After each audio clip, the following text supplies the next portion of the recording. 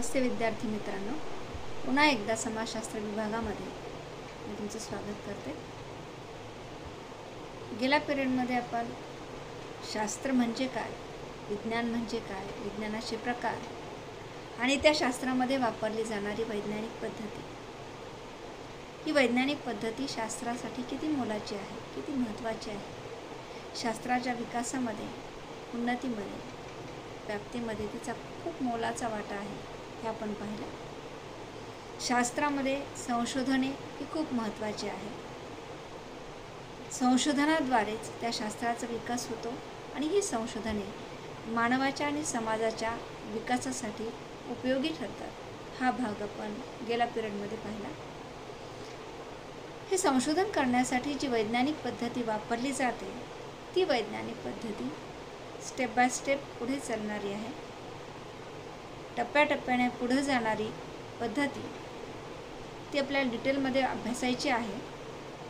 परंतु ही वैज्ञानिक पद्धती म्हणजे नेमकं काय हे आपण गेल्या पिरियडला शिकलो आहोत। आता या वैज्ञानिक पद्धतीची वैशिष्ट्ये कोणती आहेत हे आपण जाणून घेणार आहोत। वैज्ञानिक पद्धती विशिष्ट मूलाधार आहेत। या पद्धतीचे विशिष्ट असे क्रायटेरिया आहेत, ज्या क्रायटेरियाशिवाय ही त्या पद्धतीला आपण वैज्ञानिक पद्धती असं म्हणू शकत नाही।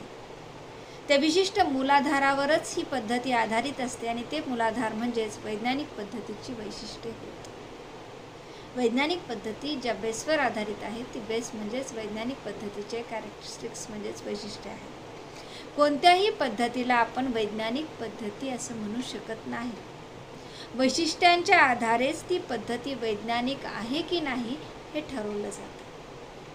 म्हणजे संशोधनासाठी जी पद्धती वापरली जाते ती पद्धती वैज्ञानिक पद्धती आहे का नाही हे जेव्हा ठरवलं जातं तेव्हा त्यावेळेला वैशिष्ट्यांचा विचार केला जातो, त्या घटकांचा विचार केला जातो। स्पेशली ते घटक त्या पद्धतीमध्ये आलेले आहेत की नाही, त्याचा आधार घेतला गेला की नाही, यावरून त्या संशोधनाची पद्धती ही वैज्ञानिक पद्धती आहे की नाही हे ठरवलं जातं।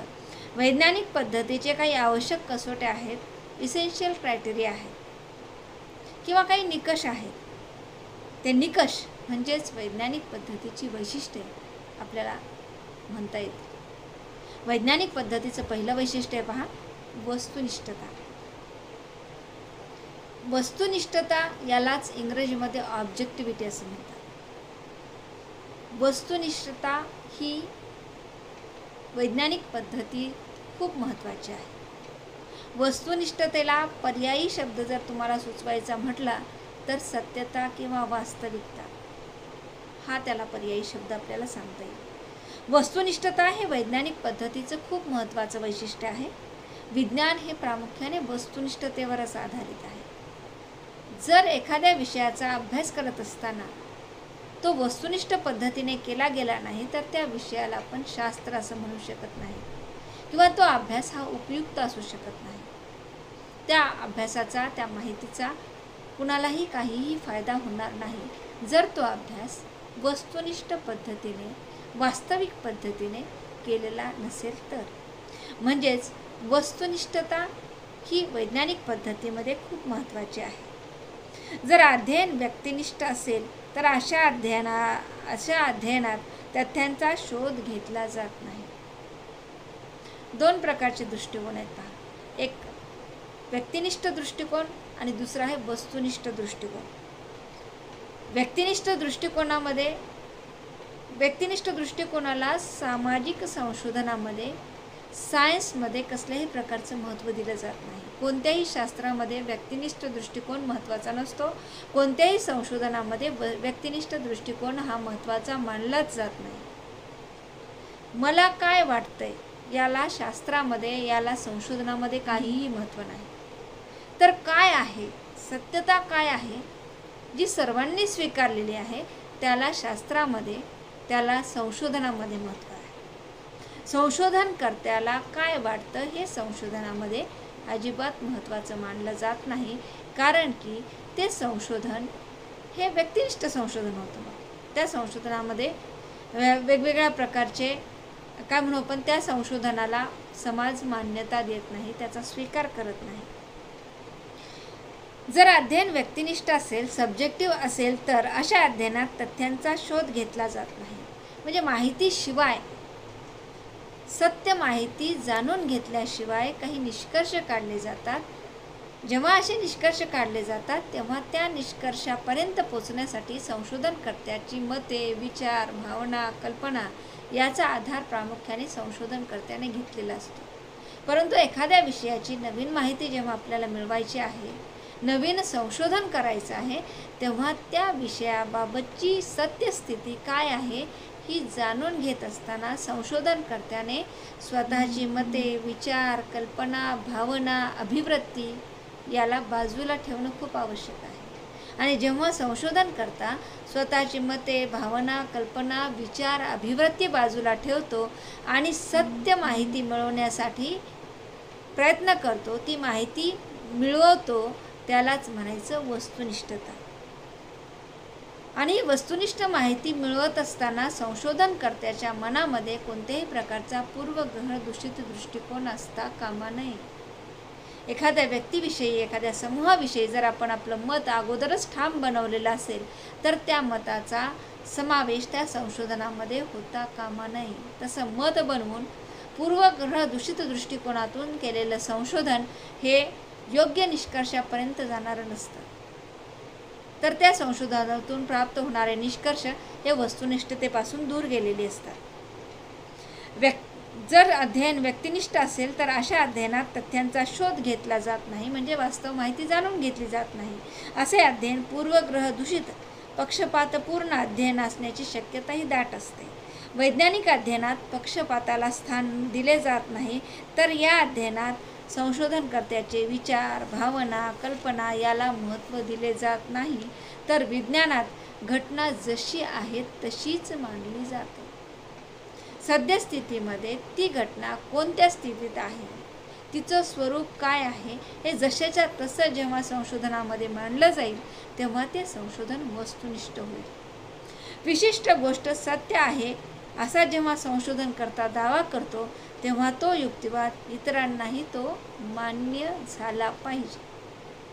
जेव्हा आपण एखादा निष्कर्ष काढतो, एखादा अभ्यास करत असताना एखादा निष्कर्ष आपण संशोधनाद्वारे काढतो, तेव्हा तो निष्कर्ष इतरांनाही तो निष्कर्ष हा योग्य वाटला पाहिजे, मान्य झाला पाहिजे.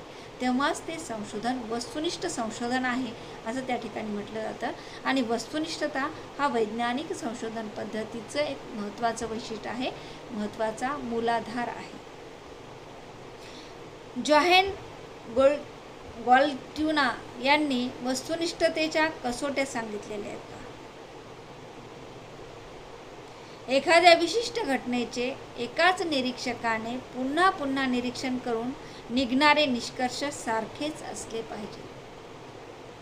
म्हणजे एखादी घटना जर आपण अभ्यासत असू आणि त्या अभ्यासाअंती जे काही आपल्याला निष्कर्ष निघत असतील तर ते निष्कर्ष पुन्हा पुन्हा त्या घटनेचा अभ्यास केला तरी ते निष्कर्ष सारखेच आले तर त्या संशोधनामध्ये, अध्ययनामध्ये वस्तुनिष्ठता आहे असं आपल्याला म्हणता येईल.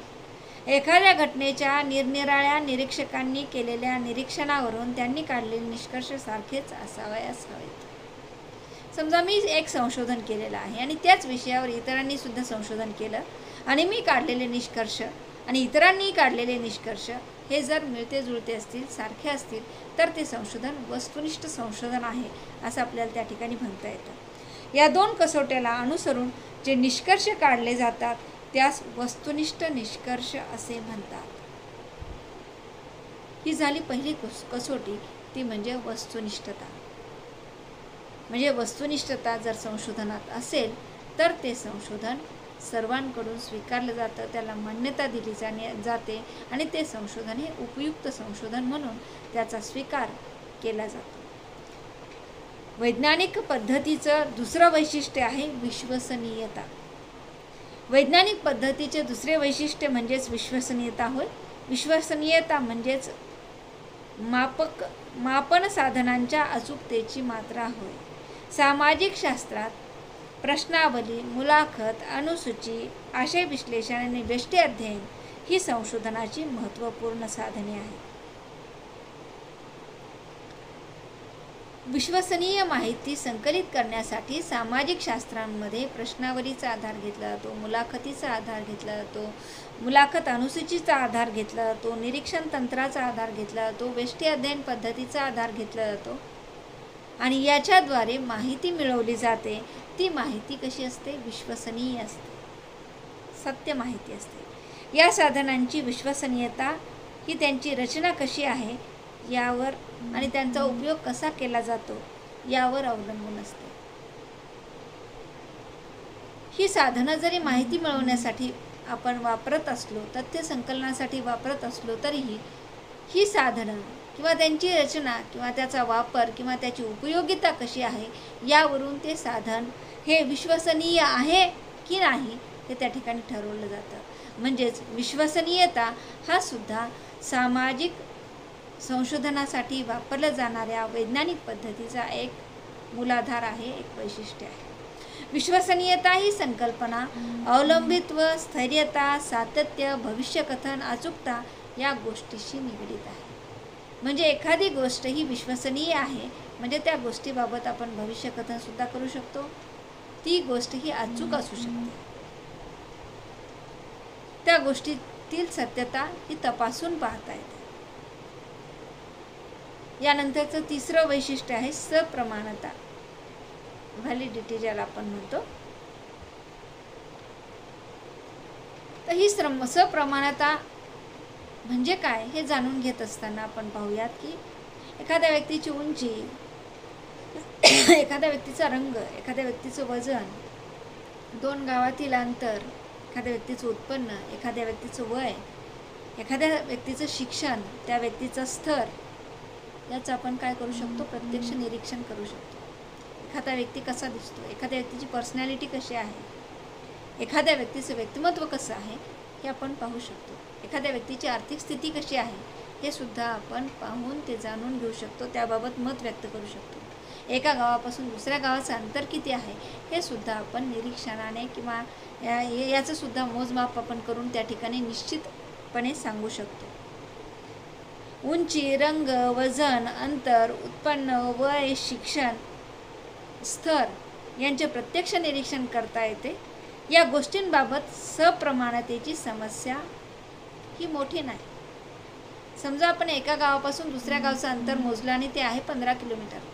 मी अंतर मोजलं ते निघालं 15 किलोमीटर, दुसऱ्या व्यक्तीनं मोजलं तेही 15 किलोमीटरच निघणार. म्हणजे यामध्ये सप्रमाणताचा प्रॉब्लेम येत नाही, समस्या निर्माण होत नाही. एखाद्या व्यक्तीची आर्थिक स्थिती कशी आहे, श्रीमंत आहे, मध्यमवर्गीय आहे, गरीब आहे, दारिद्र्यरेषेखालचा आहे, हे जे स्तर आहेत या स्तरामध्ये त्या व्यक्तीचं आपण वर्गीकरण करूयात आणि त्या व्यक्तीच्या आर्थिक स्थितीनुसार आपल्याला तो स्तर निश्चित सांगता येईल. इतरांनी त्या व्यक्तीला, जर एखाद्या व्यक्तीला मध्यमवर्गीय म्हटल्यानंतर आपण जेव्हा त्या व्यक्तीची आर्थिक स्थिती तपासू तेव्हा आपल्याला लक्षात येईल की ती व्यक्ती निश्चितच मध्यमवर्गीय आहे. म्हणजेच अशा काही गोष्टी आहेत ज्याबाबत सप्रमाणतेचा प्रश्न निर्माण होत नाही. परंतु ज्या सामाजिक घटनांची वैशिष्ट्ये ही अमूर्त आहेत अशा सामाजिक घटनांचे मापन अप्रत्यक्षपणे केले जाते. तर सामाजिक घटनांचा अभ्यास जो सामाजिक शास्त्रांमध्ये केला जातो तर प्रत्येक घटना ही आपण वस्तूच्या स्वरूपात दाखवू शकत नाही. सामाजिक घटना या अमूर्त स्वरूपाच्या असतात, त्या प्रत्यक्ष डोळ्यांनी दिसत नाहीत, तर त्या आपल्याला जाणून घ्याव्या लागतात, त्या आपल्याला समजून घ्याव्या लागतात, त्या अनुभवाव्या लागतात. स्त्री भ्रूण हत्येचं प्रमाण वाढतं आहे म्हणजे नेमकं काय? तर ती संख्या काय आहे? ती संख्या वाढती आहे. वस्तुरूपात जसं एखादा आपण म्हटलं की मोबाईल दाखवा म्हटलं तर आपल्याला मोबाईल दाखवता येतो. स्त्री भ्रूण हत्येचं प्रमाण वाढतं आहे हे आपल्याला समजून घ्यावं लागतं, हे समजतं. हे समजत असताना आपण समाजातील स्थिती काय आहे ही जाणून घेतो. त्या स्थितीच्या आधारे स्त्री भ्रूण हत्येची स्थिती आज कशी गंभीर बनत आहे ही गोष्ट आपल्याला लक्षात येते. म्हणजे सामाजिक शास्त्रामध्ये समाजाचा जो अभ्यास केला जातो तो समाजाचा अभ्यास करणारे जे काही घटक आहेत ते अमूर्त स्वरूपात असतात, मूर्त स्वरूपात नसतात. त्याला आपण स्पर्श करू शकत नाही, त्याला प्रत्यक्ष आपण पाहू शकत नाही. ते आपल्याला समजतात. मुलांचा जन्मदर जेव्हा वाढतो आणि मुलींचा जन्मदर जेव्हा घटतो, त्याचं एक कारण स्त्रीभ्रूण हत्या आहे हे आपल्याला लक्षात येतं, हे समजतं, हे आपण समजून घेतो, हे आपण जाणून घेतो. म्हणजेच या ठिकाणी प्रत्यक्षरित्या जसा मोबाईलला आपण स्पर्श करू शकतो, मोबाईल दाखवा म्हणल्यानंतर आपल्याला त्या कंपनीनुसार आपण दाखवू शकतो, तसंच समाजातील जे काही समाजाचे अभ्यास विषय आहेत, जे सामाजिक शास्त्रांमध्ये अभ्यासले जातात, ते अप्रत्यक्षरित्या अमूर्तरित्या असतात आणि ते समजून घ्यावे लागतात. अशा अमूर्त वैशिष्ट्यांचं मापन करणं, मोजमाप करणं हे थोडंसं कठीण बनतं. त्याच्या मोजमापासाठी विशिष्ट अशी स्केल नाही. जसं की एखाद्या व्यक्तीची उंची किती आहे हे जर आपल्याला विचारलं तर आपण ते फूट आणि इंचामध्ये मोजून सांगू. परंतु सामाजिक घटनांची गंभीरता किती आहे, त्याचं गांभीर्य काय आहे हे जर जाणून घ्यायचं असेल तर त्याला स्केल नाही की इतक्या प्रमाणात ही समस्या समाजामध्ये रुजलेली आहे. 100% आपण ॲक्युरेट सांगू शकत नाही, कारण की अमूर्त घटकांच्या मापनासाठी स्केल किंवा त्याचं मोजमाप किंवा मापन करणारी साधनं ही या ठिकाणी निर्माण झालेली नाही किंवा ती अस्तित्वात नाही.